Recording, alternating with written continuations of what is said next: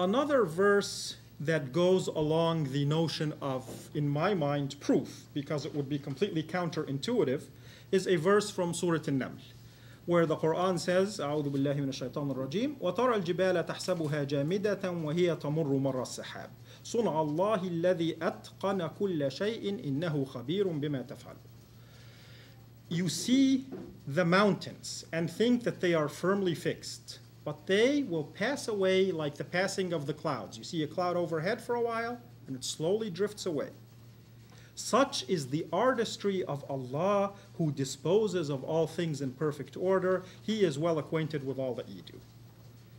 Now, the mountains in of course, ancient Arabia, I mean, anybody knows that the mountains are fixed. You talk about, history, and you talk about geography, and you talk about poetry. The mountains are a symbol of strength and stability.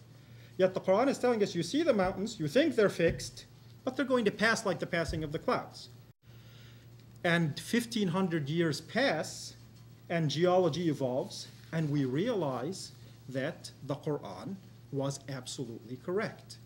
That the mountains are indeed a passing phenomena. No matter how big and mighty they are, eventually the Himalayas will pass. Eventually Mount Everest will pass, because the mountains rise from the motion of the plates of the earth against each other and then erode away. And so let me read you a little passage from the Book of Knowledge Encyclopedia on mountains.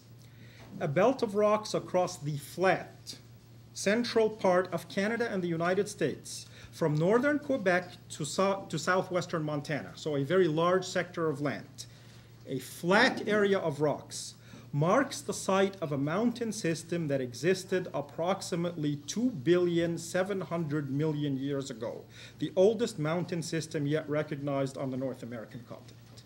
And so this mighty mountain system that existed nearly 3 billion years ago on Earth has passed into an area that is now a flat plain that stretches from Quebec to Montana like the passing of the clouds. And again, to me, these would be proof verses. There's no other reasonable explanation, except that it is written by a power that has the ultimate knowledge and the ultimate vision, not to be locked into our sense of time, 50 years, 100 years, recorded history, 10,000 years. No, talking 2 billion years. But the mountains will pass.